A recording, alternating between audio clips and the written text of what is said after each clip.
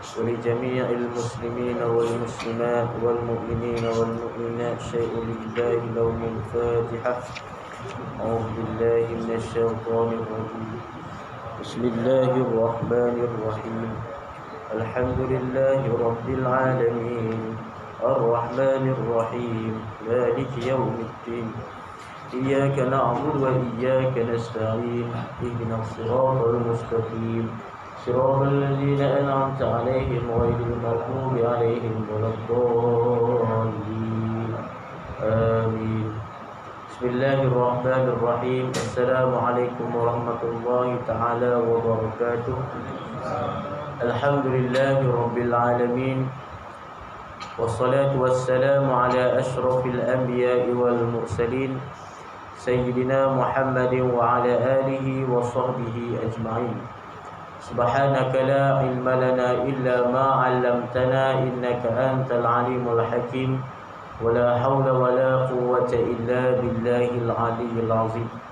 اللهم صل على سيدنا محمد الفاتح لما أغلق والخاتم لما سبق ناصر الحق بالحق والهادي إلى صراطك المستقيم وعلى آله حق قدره ومقداره العظيم.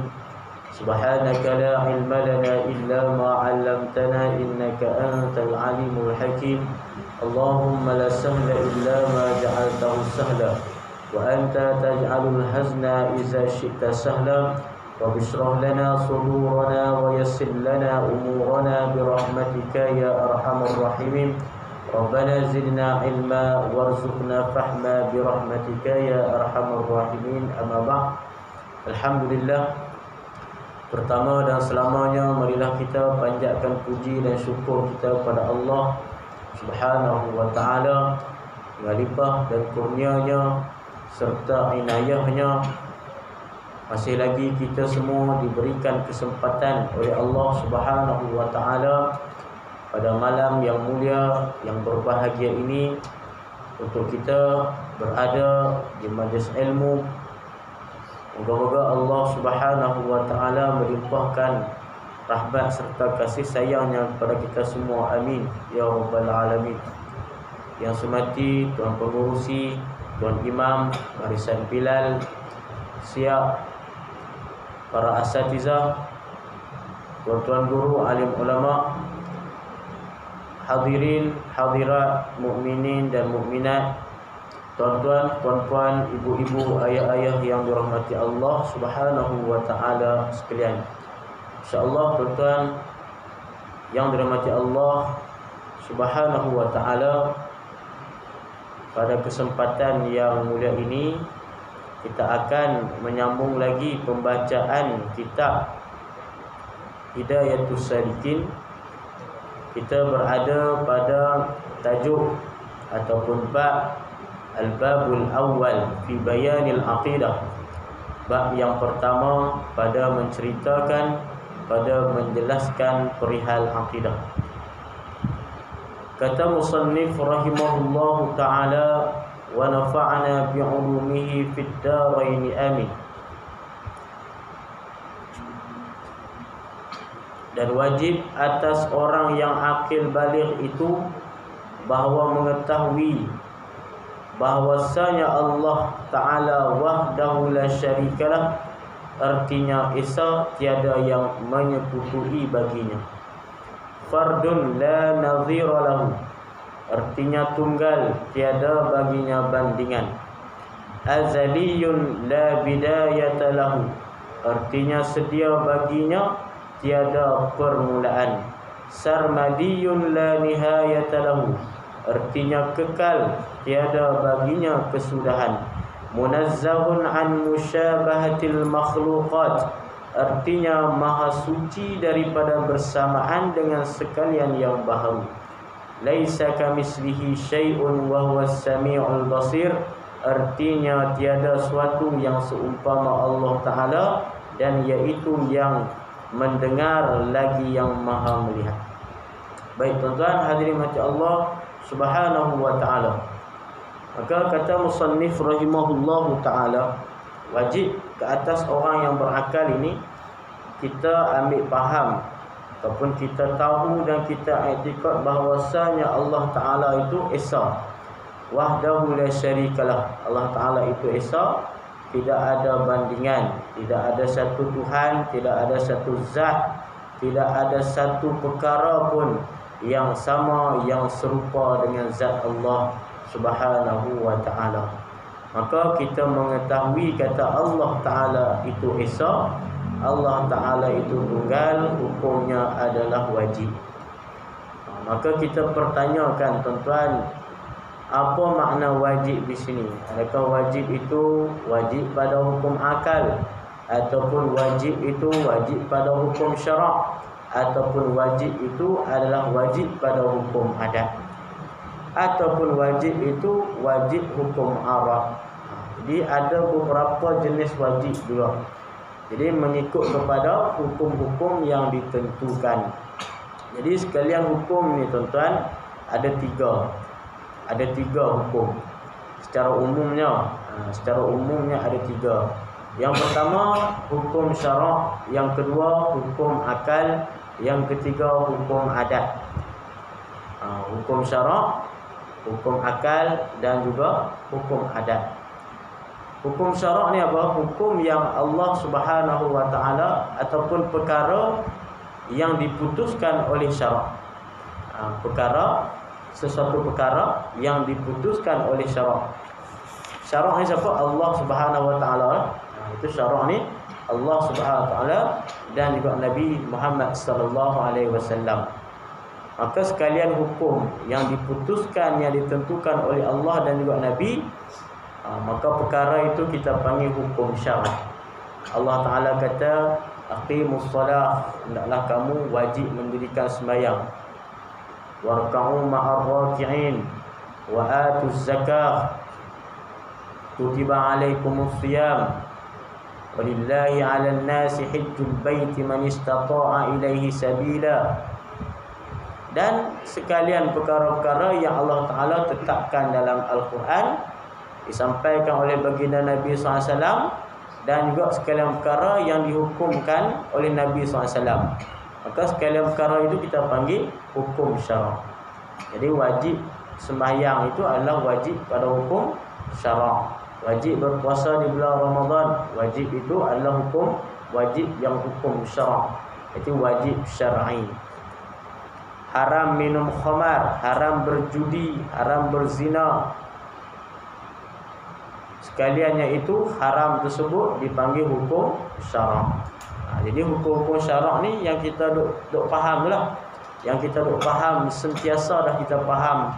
Sekalian perbuatan mukallaf ni tidak lepas, ada kalanya itu wajib, ada kalanya itu mandub sunat, ada kalanya itu haram, ada kalanya itu harus, ada kalanya itu makruh. Wajib, haram, makruh, sunat, harus, ada 5 itu yang kita namakan, kita panggilkan, kita kenalkan dengan hukum syarak. Jadi hukum syarak. Yang kedua, hukum akal. Hukum akal ni ada 3. Yang pertama wajib, yang kedua mustahil, yang ketiga harus. Di hukum akal ni apa tuan-tuan? Hukum yang diputuskan oleh akal. Akal kita yang menjadi pemutus, akal kita yang menjadi perantara, akal kita yang menetapkan pada sesuatu perkara itu. Maka itu dipanggilkan sebagai hukum akal. Jadi ada 3 hukum akal: wajib, mustahil dan harus. Seperti kita katakan Allah Subhanahu wa Ta'ala wajib memiliki sifat baqa, kekal. Allah Subhanahu wa Ta'ala wajib memiliki sifat sama, mendengar. Allah Subhanahu wa Ta'ala wajib memiliki sifat basar, melihat. Allah Ta'ala mustahil lemah, Allah Ta'ala mustahil mati, Allah Ta'ala mustahil buta, Allah Ta'ala mustahil tuli, pekak dan seumpamanya. Maka yang tu kita katakan wajib dan mustahil tadi, itu pada hukum akal. Jadi hukum akal ni dia bersangkut paut dengan ilmu akidah ataupun ilmu tauhid.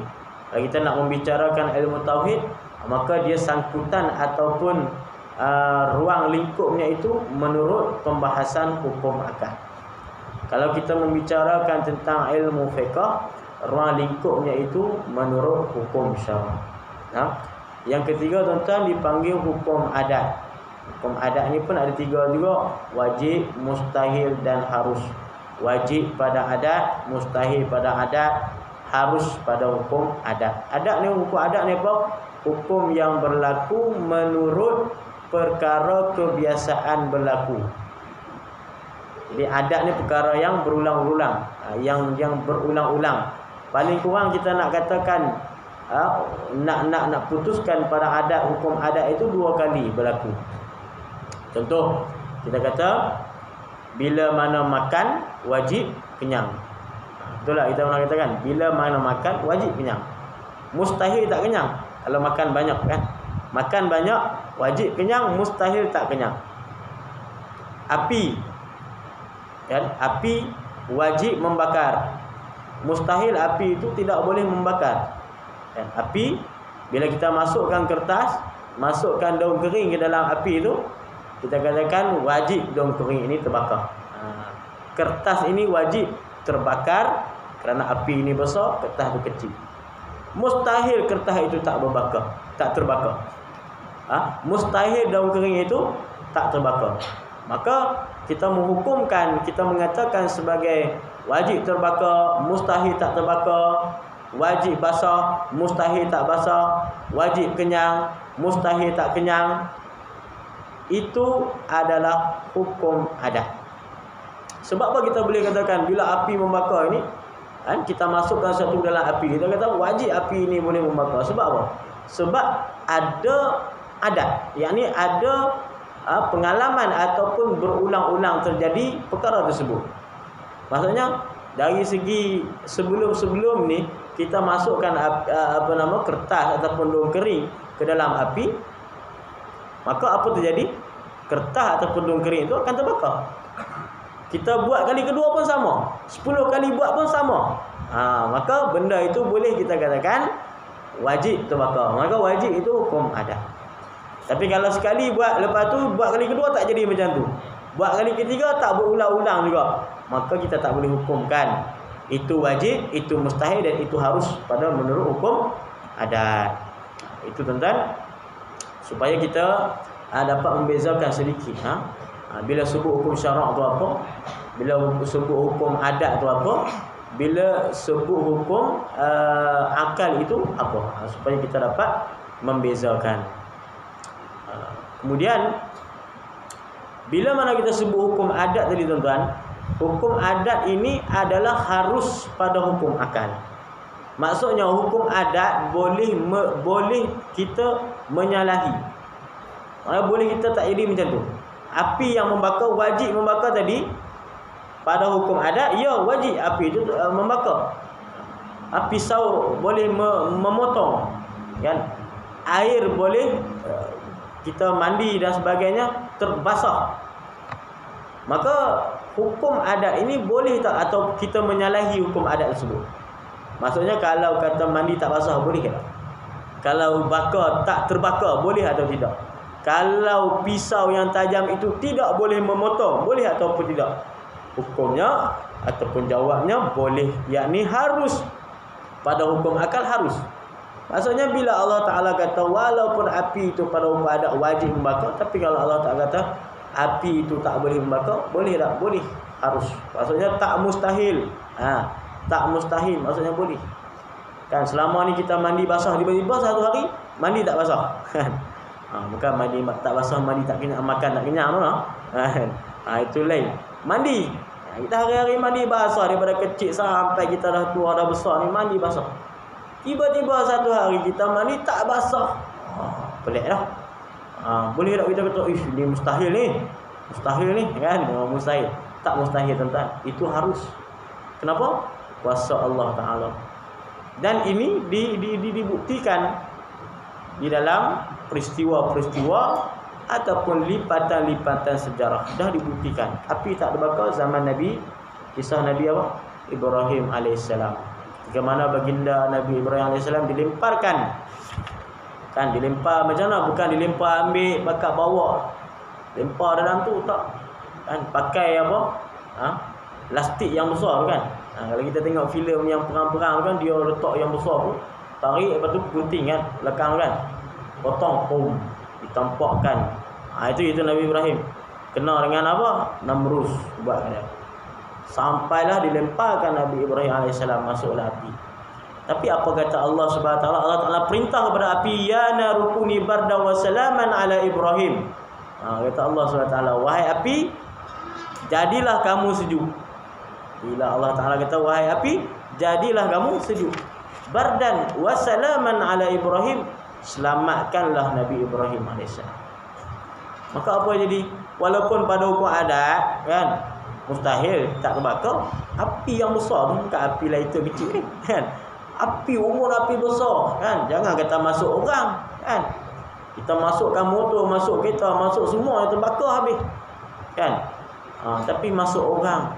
Tapi bila mana Allah Ta'ala kata api itu menjadi sejuk dan Allah Ta'ala nak selamatkan Nabi Ibrahim AS, maka terjadi tak perkara itu terjadi. Maka itu kita katakan harus saja bagi hukum akal. Maksudnya boleh masuk tak pada akal kita? Boleh masuk pada akal kita. Boleh jadi perkara itu, dan itu tidak mustahil menurut hukum akal. Kerana Allah Subhanahu Wa Taala berhak untuk melakukan setiap perkara yang ia kehendaki. Begitu juga lah pisau kan, tak boleh memotong dan sebagainya. Daripada perkara-perkara yang mencarikan adat, perkara itu boleh berlaku. Dan perkara itu bukanlah mustahil pada hukum akal, akan tetapi hanya harus pada hukum adat. Mana kata perkara yang adat ni boleh tak kita nak menyalihi? Boleh. Selama ni kita duk berjalan atas air, boleh tak kita berjalan atas air? Tak boleh. Jalan mesti kena atas tanah. Tiba-tiba satu ketika kita berjalan, boleh jalan atas air kan. Tiba-tiba kita boleh jalan atas air. Kita kata ini tak masuk akal kan. Ataupun ni mustahil ni, tak boleh ni, tak jadi ni, sihir dan sebagainya. Tak. Boleh jadi Allah Ta'ala nak buat, boleh, tak ada masalah. Kalau diizinkan oleh Allah Subhanahu Wa Taala. Kalau tak izin, tak jadilah kan. Baik. Jadi sebab kenapa kita kena faham benda ni tuan-tuan, supaya kita dapat membezakan mana benda yang boleh ataupun benda yang tidak menurut neraca hukum akal dan menurut neraca timbangan hukum adat. Sebab kadang bila orang tak faham bab ni, perkara yang luar biasa ataupun perkara yang mencarikan adat atau perkara yang pada adatnya tak boleh jadi, tiba-tiba jadi kan, dia akan mudah untuk menolak disebabkan sebab dia tak faham konsep ataupun pahaman tentang hukum adat tadi. Jadi hukum adat tentang wajib, mustahil ke harus, kesemuanya itu duduk pada harus pada hukum akal. Makna kata pada akal boleh je kan, pada akal boleh, walaupun pada adat tak boleh. Ini nak kata ni, walaupun pada adat tak boleh, pada adat mustahil, tapi pada akal boleh. Sebab mustahil, wajib dan harus hukum adat tersebut adalah harus pada hukum adat, harus pada hukum akal. Baik tuan-tuan, macam Allah Subhanahu Wa Taala. Jadi dia kata sini, wajib atas orang berakal untuk tahu bahawa Allah Taala itu wahdah esa, tidak ada sekutu baginya. Makna kata wajib di sini wajib pada hukum syarak. Maksudnya semua orang yang berakal, semua orang yang baligh, semua orang yang mukallaf. Bila sebut akil, baligh, itu had bagi taklif. Itu batasan bagi seseorang itu dinamakan mukallaf. Kan? Yang pertama akil, orang yang berakal. Keluar daripada kalimah al-akil, orang yang berakal ni adalah orang yang gila, orang yang majnun, orang yang akalnya itu tak waras. Maka dia itu ditaklifkan hukum tak? Tidak. Maksudnya dia ini diwajibkan tak dengan hukum syarak? Tidak. Kata kalau dia buat perkara yang tak dituntut wajib pun dia tinggalkan benda yang haram, menjadi satu dosa ataupun bebanan hukum tak kepada dia? Tidak. Sebab dia tidak dinamakan mukallaf. Yang kedua baligh. Keluar pada kalimah baligh ini sabi, kanak-kanak, budak-budak yang mana belum lagi sampai had akil baligh. Maka kedua ini syarat ataupun had kepada mukallaf. Maka orang yang dah mukallaf wajib tahu kata Allah Ta'ala itu Esa. Tidak ada sekutu bagi Allah Subhanahu wa Ta'ala. Wajib tahu. Orang kata kalau dia tak tahu, hukumnya berdosa. Sebab wajib pada syarak ni. Wajib syarak ni apa? Sama macam wajib semayang. Kan? Kalau orang semayang, kalau orang tak semayang macam mana? Orang tak semayang, hukumnya dosa besar. Dijanjikan siksa, dijanjikan azab oleh Allah Subhanahu wa Ta'ala. Begitu juga orang yang akil baligh yang dia tak tahu kata Allah Ta'ala itu Esa. Tak tahu dan tak nak ambil tahu, tak nak belajar, kata Allah Ta'ala itu Esa, Allah Ta'ala itu tunggal. Tidak ada satu benda, satu perkara, satu makhluk, satu zat pun yang sama dengannya. Kalau kata dia tak nak ambil tahu dan tak tahu perkara itu, hukumnya berdosa. Sebab apa? Sebab wajib pada syarak. Dituntutkan kepada seorang itu tahu kata Allah Ta'ala itu Esa. Bukan sekadar kita hanya tahu kata ada saja Allah Subhanahu Wa Ta'ala. Kena tahu juga Allah Ta'ala itu Esa. Maksudnya satu je, tunggal. Tuhan ni bukan dua, bukan tiga, bukan empat, bukan 10, kan? Bukan ada Tuhan ayah, Tuhan emak, kan? Tuhan bapa, Tuhan mak, Tuhan anak, bukan. Tuhan hanya satu. Lam yalid wa lam yulad wa lam yakul lahu kufuwan ahad. Tak beranak dan dia tidak diperanakkan. Lam yakul lahu kufuwan ahad. Tak ada satu perkara pun yang sama, yang sekufu, yang serupa dengan zat Tuhan, dengan Allah Subhanahu wa Ta'ala. Baik. Kemudian katanya lagi, fardun la nazira lahu, artinya tunggal, tiada baginya bandingan. Artinya tunggal. Tuhan ni Esa, tak ada bandingan, tak ada serupa dengan perkara yang lain. Maka perkara-perkara yang diserupakan, yang dibandingkan dengan zat Tuhan, dengan zat Allah Subhanahu wa Ta'ala, perkara itu hendaklah dibuang, hendaklah dikikis dan dibuang, dilemparkan jauh-jauh. Sebab Tuhan ni tak ada. Apa saja yang datang, kalau kata orang tu kan, dia nak fikir kata Tuhan ni zat Allah Ta'ala ni macam mana?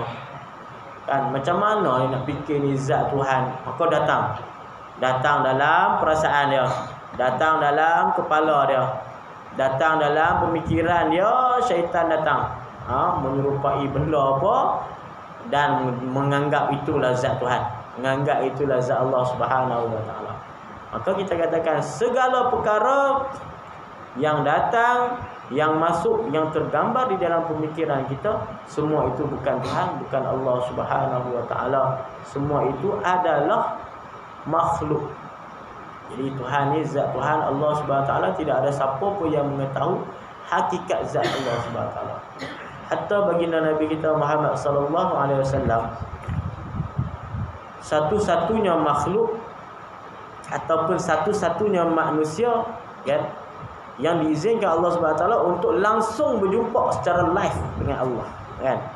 Tidak ada satu pun manusia melainkan Nabi kita Muhammad SAW saja, seorang saja yang diberi keistimewaan kepada baginda untuk berjumpa dengan Allah Subhanahu wa Ta'ala pada peristiwa Isra wal Mi'raj. Ketika mana Nabi kita terima perintah sembahyang.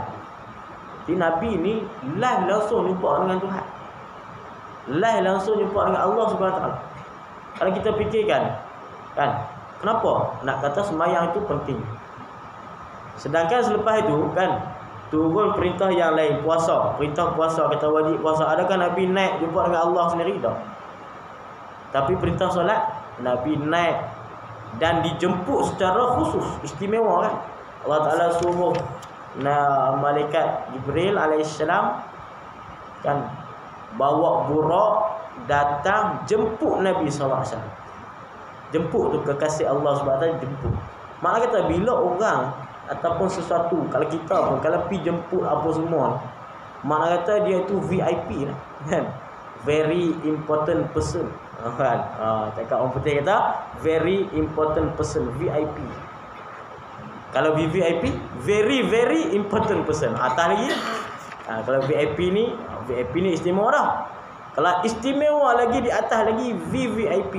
Ni VVIP, kan. Allah Ta'ala datang jemput. jumpa sekali dengan Allah, Allah Ta'ala bagi perintah sembahyang, bagi pentaklifan bebanan sembahyang itu pada baginda Nabi SAW untuk disampaikan kepada umat Nabi Muhammad SAW. Nak kata sembahyang tu paling penting kan? Sebab tu bila mana tak sembahyang ni habis. Tak sembahyang ni habis. Sebab itulah pokok dan tiangnya agama kita. Kalau kata potong ataupun jatuh, runtuhnya tiang, runtuhlah agama. As-salatu imaduddin, faman aqamaha faqad aqamahaddin. Solat itu tiang agama. Siapa mendirikan, dia mendirikan agama. Wa man hadamaha faqad hadamahaddin.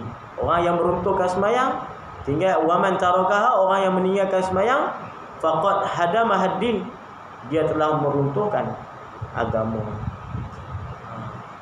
Jadi sebab tu dalam hukum fiqh kita tengok tuan, sampai orang yang tak sembahyang ni disuruhkan untuk dia bertaubat. Kalau mana tak bertaubat juga, enggan juga, disuruhkan untuk bertaubat dan kembali untuk sembahyang, maka boleh dihukumkan bunuh. Tu tuan. Ini bukan kita reka ni, ada disebutkan dalam hukum fiqh.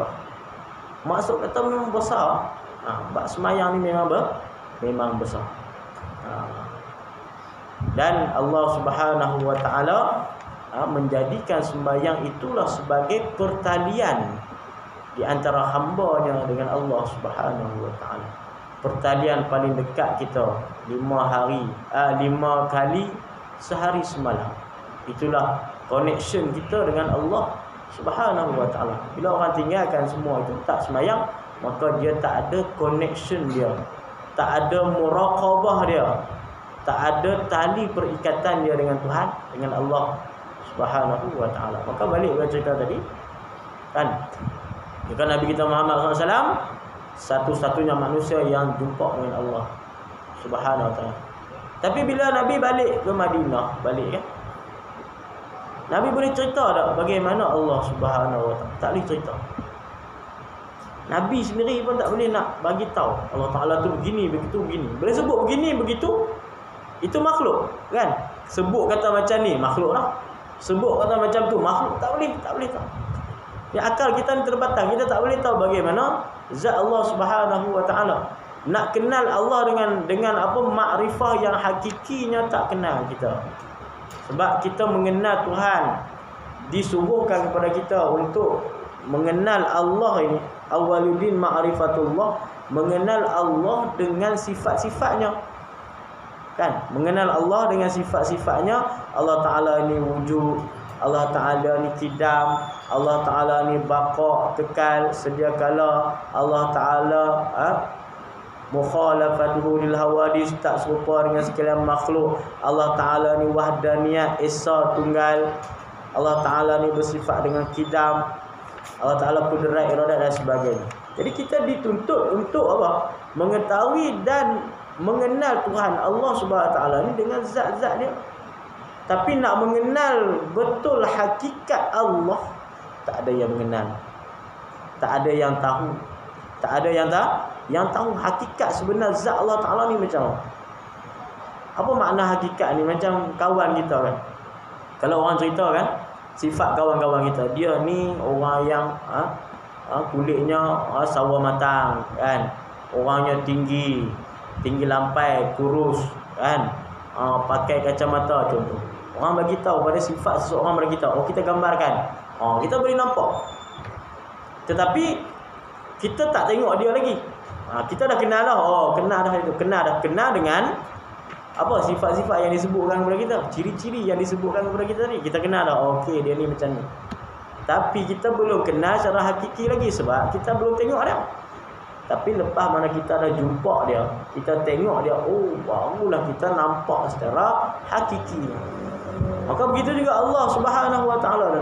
Kita mengenal dengan zat-zat, hakikat-hakikat dengan sifat-sifat Allah Subhanahu Wa Taala, tapi bukan mengenal, dapat tahu dengan hakikat zat Tuhan, zat Allah Subhanahu Wa Taala tersebut. Sebab tu kata ulama, la ya'rifullah illallah, wal ajzu an darkil idrak wal basu fi zatillah isyraq. Tidak ada seorang pun yang mengetahui tentang hakikat Allah melainkan Allah Subhanahu wa taala.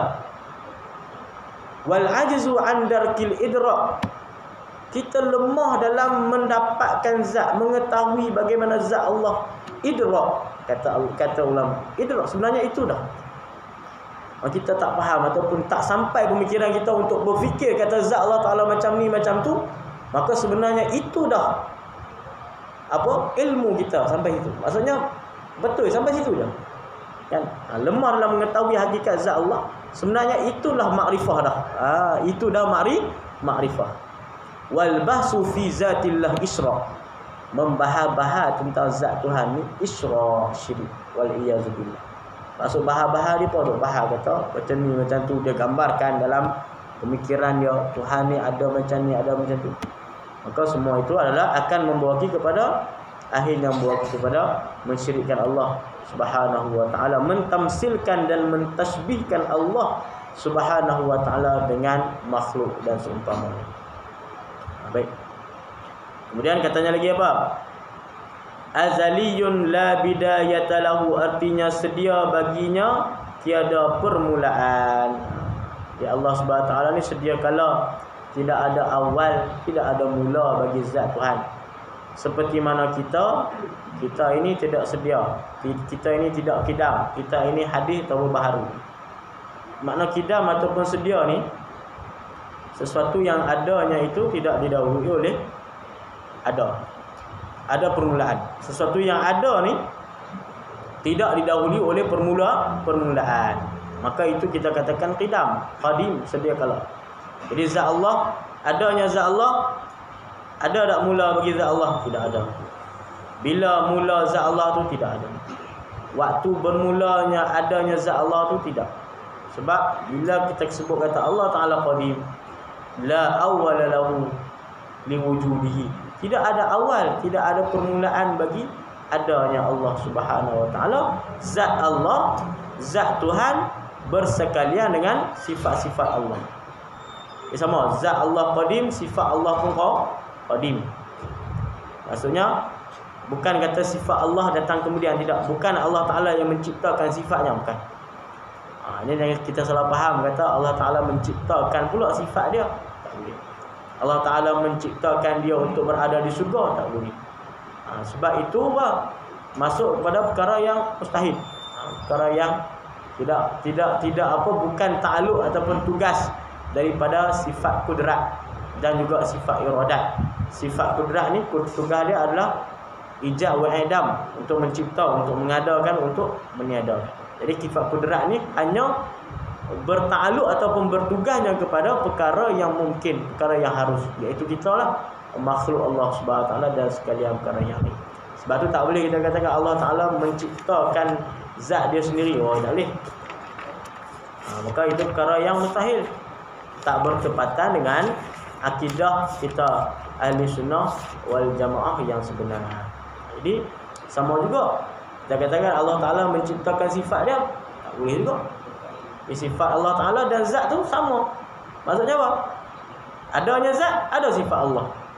Adanya zat, adanya sifat. Bila ada zat dan sifat ni, tidak boleh kita katakan bila, dan tak boleh kita katakan ada satu permulaan bagi adanya zat dan bagi adanya sifat Allah Subhanahu wa taala. Itu betul. Itu bab akidah ni betul kan? Kita kena ambil tahu secara mendalam jugalah, supaya kita ini tidak terpesong ataupun tidak terpengaruh dengan akidah-akidah yang luar daripada ahli sunnah wal jamaah. Jadi cabaran akidah di zaman kita sekarang ni tuan-tuan sangat besar jugalah. Kita tengoklah ni zaman kita lah ni, akidah-akidah kita ni ataupun benda yang masuk untuk merosakkan dan menyelewengkan akidah itu sangat banyak zaman sekarang. Jadi nak selamatnya kita ikut apa yang telah dipegangkan oleh alim ulama kita dulu, oleh para imam kita dulu, dan ikut kepada majoriti akidah yang dipegang oleh majoriti umat Islam dunia daripada dulu sampai sekarang. Daripada zaman a'immah, zaman ulama-ulama dulu, zaman Imam Syafi'i dulu, zaman Imam Nawawi dulu, zaman Imam Ibn Hajar Al-Asqalani, Imam As-Suyuti dan sebagainya. Akidah yang dipegang oleh mereka itulah akidah yang kita ikut ataupun akidah yang kita pegang. Kenapa tak sampai kepada Nabi? Sama je lah akidah tu. Tak bahar kita sampai kepada akidah Nabi, samalah apa yang disebutkan tu. Cuma zaman Nabi ni kita dah sebut dah sebelum ni, bukan zaman yang perlu kepada pentadwin, perlu kepada nak menulis ilmu, tidak lagi.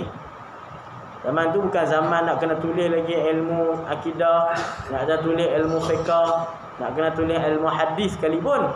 Di hadis ni yang didengar daripada Nabi itulah setelah tu yang ulama bukukan. Bahkan Quran pun zaman itu belum ditulis. Belum dikumpul dan dituliskan. Setelah Nabi wafat barulah ditulis.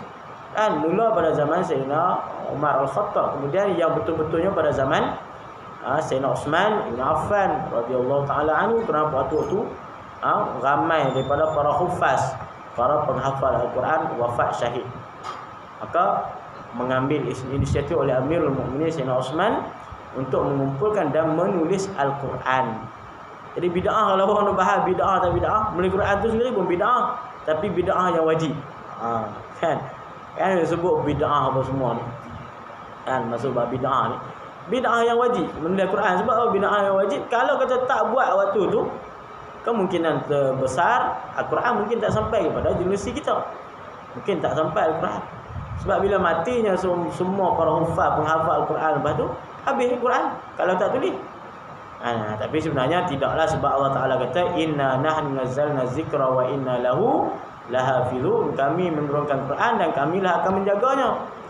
Sebab tu satunya kitab yang tidak boleh dipesongkan sampai akhir zaman hatta sehingga kiamat sekalipun, Al-Quran. Kalam Allah Ta'ala, Allah jaga. Tapi kitab sebelum ni ramai orang pesong. Kitab Injil dipesongkan dah. Kitab Zabur pun dipesongkan dah. Kitab Taurat dipesongkan. Tapi Al-Quran tak boleh. Tak boleh dipesongkan, bahkan tak boleh diubah. Allah Ta'ala dah berjanji, dah ada sebut dah, inna nazzalna zikra wa inna lahu lahafizun. Kami akan menurut kami yang turunkan Quran dan kami akan menjaganya sampai hari kiamat kelak. Baik, kemudian sarmadiyun la nihayata lahu, artinya kekal, tiada baginya kesudahan. Dia Allah Ta'ala ni baqa, kekal, tiada baginya kesudahan, yakni tidak ada pengakhiran bagi zat Tuhan. Allah Ta'ala ini hayyun la yamut. Allah Ta'ala ini hidup kekal selamanya, tidak mati. Yang mati ini kita. Sebab kita hidup ni hidup dengan roh, kan? Hidup kita ni ada tubuh kita ni, badan kita terdiri daripada jasad dan daripada roh. Sebab tu bila mana dicabutkan roh kita, maka kita akan meninggal dunia, akan wafat, akan mati. Kerana Allah Subhanahu Wa Taala itu hidupnya Allah bukan dengan roh. Kan? Allah Taala tidak ada roh. Hidup Allah Ta'ala bukan dengan roh macam kita, bukan dengan jasad macam kita, tidak. Jadi zat Allah Ta'ala bukan dengan roh, bukan dengan jasad, bukan jisim, bukan berjirim dan sebagainya. Yang semua itu adalah sifat ataupun perkara yang ada pada manusia ataupun yang ada pada makhluk. Munazzahun an musyabahatil makhluqat, maha suci daripada bersamaan dengan sekalian yang baharu. Allah Ta'ala ni suci, maksudnya terlepas Allah Ta'ala sama dengan sekalian benda yang baharu. Tak ada satu perkara pun, satu benda pun yang sama dengan zat Allah Subhanahu Wa Ta'ala. Sebab tu kita tak boleh mensifatkan Allah Ta'ala dengan sifat-sifat baharu sifat kita. Seperti duduk ke, seperti berdiri ke, seperti berjalan ke dan sebagainya, seperti bertubuh macam kita ke dan sebagainya. Wallahu a'lam bishawab. Baik, kita berhenti situ lah dulu. InsyaAllah kita akan sambung lagi pada pertemuan berikut. Bismillahirrahmanirrahim. Alhamdulillahirabbil alamin. Wassalatu wassalamu ala asyrafil mursalin wa ala alihi washabihi ajma'in. Allahumma faqihna fid din wa 'allimna waj'alna min ibadikas shalihin. Allahumma a'inna ala dzikrika wa syukrika wa husni ibadatik. Wa sallallahu ala sayyidina Muhammad wa ala alihi washabihi ajma'in. Walhamdulillah. Assalamualaikum warahmatullahi wabarakatuh.